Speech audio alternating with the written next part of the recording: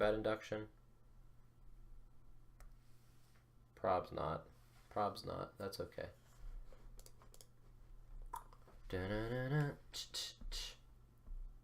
Starting with inductance.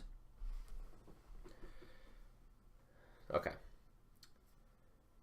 If you missed class or you want to review it because you're taking the APC exam, or you're in class and you're like, what? Because it's kind of confusing. This is the idea of inductance with inductors. Okay? We've already seen an inductor in the class. It's a solenoid. That's kind of the standard inductor. It has some loops of coil. And the solenoid works so well because you can pass a current through it. When you pass the current through the solenoid, you can use the right-hand rule to generate a B field. But when you generate that B field of the solenoid, that B field, that flux going through a loop, is actually going to generate a second current. It's going to generate some back EMF because it's trying to oppose the current running through it. And we saw this by the equation that the back EMF, or some EMF, is equal to minus the change in magnetic flux in some amount of time. It was equal to a negative delta flux over delta t. This here, this d by dt, as we've kind of gotten used to, stands for a tiny, small, little region or change in magnetic flux. We're more akin to seeing it from last year as just a delta. So this is kind of calculus. This is kind of the old algebra way of seeing it. Okay. Now this right here, this equation we have set up, this is actually Faraday's law of induction. As I keep moving the screen. Faraday's law of induction. And Faraday is very, very useful, or very great individual in the world of electromagnetism. This is the idea of the farad for capacitance. We've named that after him, as well as things like a Faraday cage, which you can wear in order to be protected from high voltages.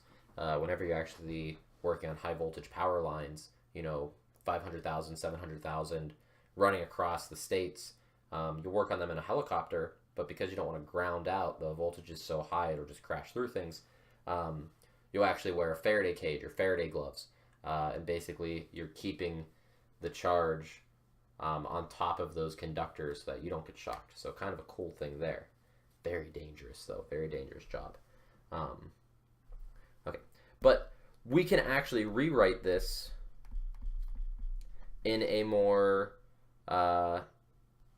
integral calculus form. If this is kind of one form of calculus, we can write this as the closed integral, or the closed loop of an electric field across some path integral that would also be equal to minus the change in flux in some amount of time. So you'll see it in both ways. They pop up. It's just important to recognize that. What's really being said here is that a changing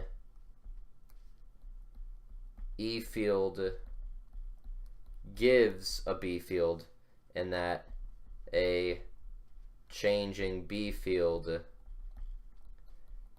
gives an E field. Basically, it's light. You can generate light with this. The B field in one direction, the E field in the other. They'll oscillate back and forth. Now, what we're going to be talking about is inductance. And for inductance, it's generally, we can describe it kind of as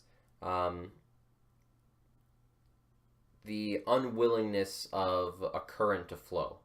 So normally, if you have a circuit and you flick the switch to turn it on, Ohm's law goes into effect, V equals IR, and with a voltage and a resistor, some load, you get a current. Bing, just like that.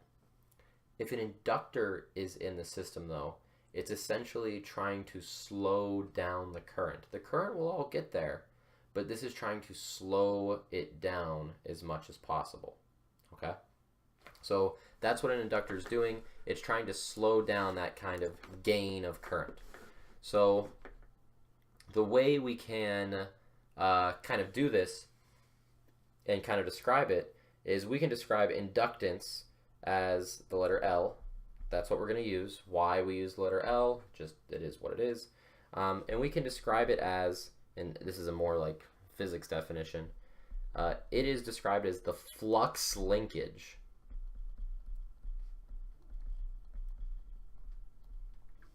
produced by the conductor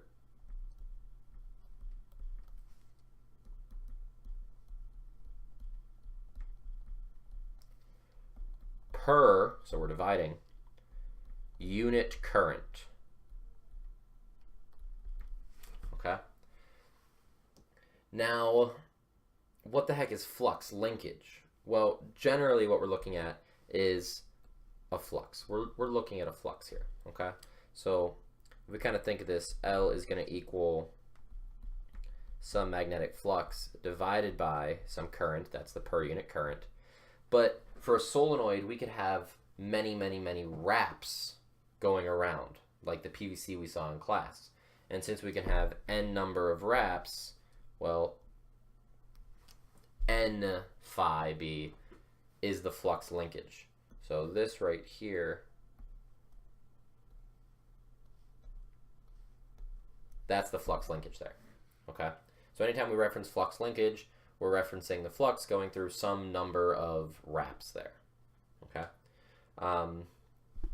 The unit of flux, it is a Henry,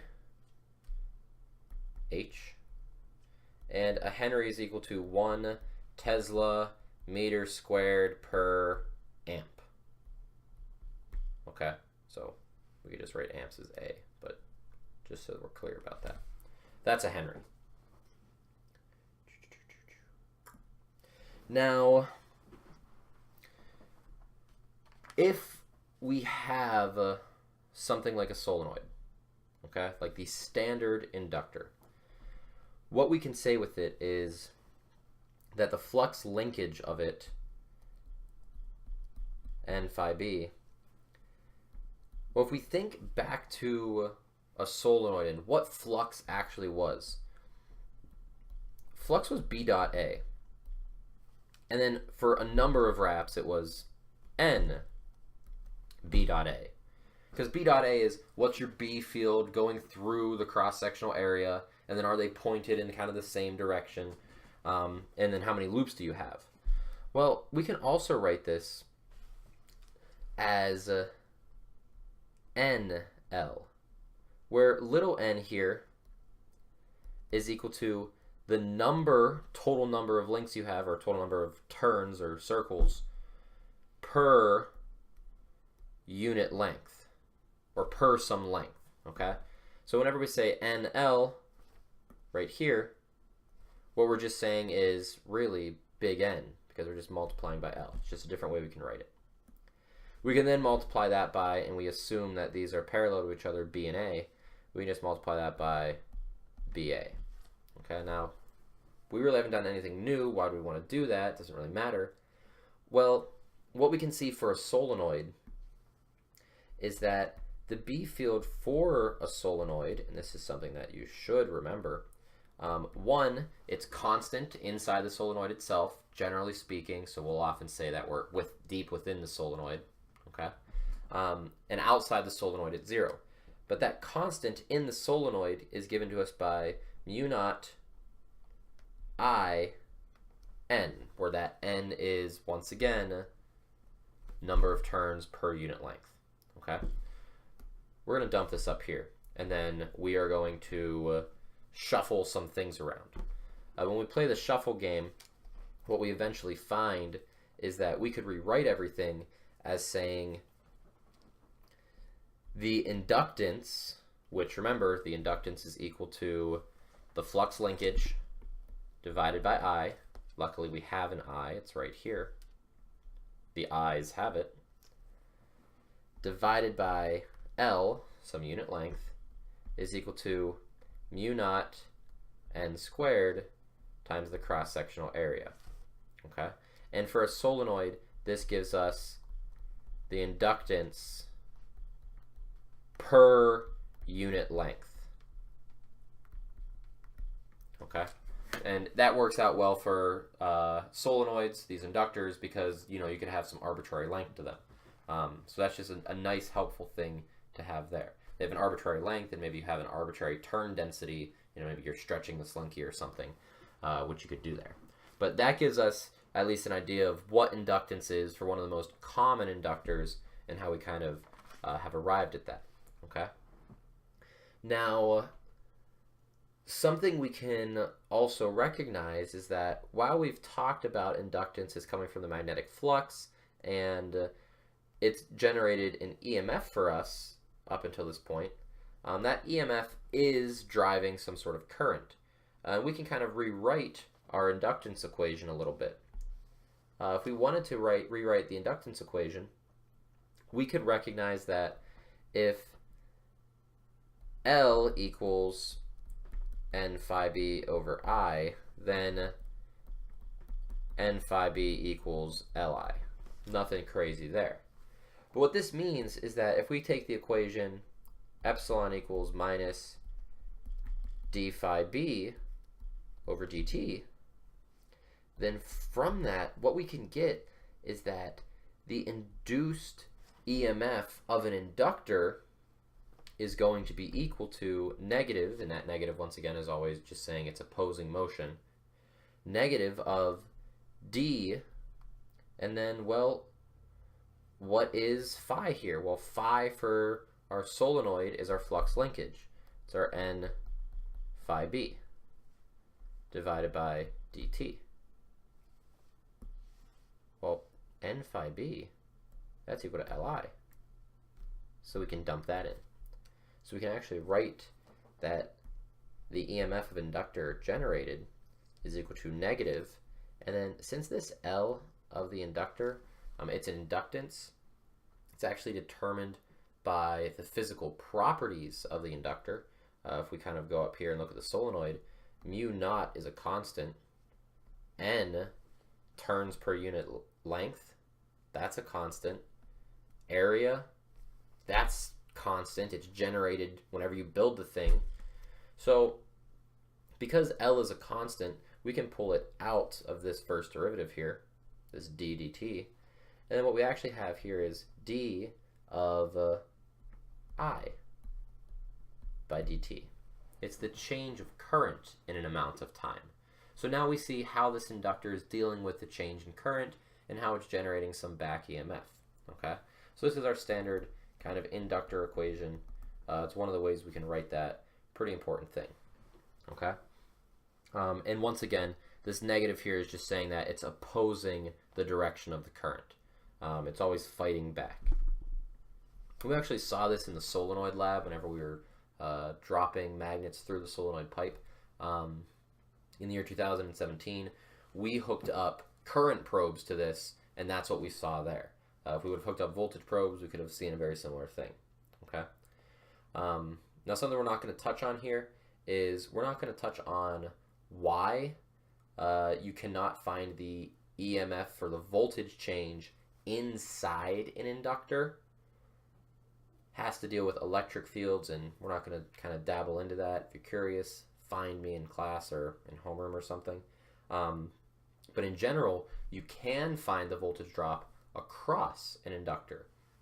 So if you had some inductor in a circuit, an inductor in a circuit looks like that. It's not a light bulb. A light bulb, remember, has the loop around it, not a light bulb. If you wanted to find the voltage difference from here to here, maybe you have a voltmeter or something, you can do that. And we are able to find that voltage across them very easily. So that's something that we can do there. Okay, but this is the intro right here. So once we get past this intro, we're going to start doing a little bit more stuff. Okay.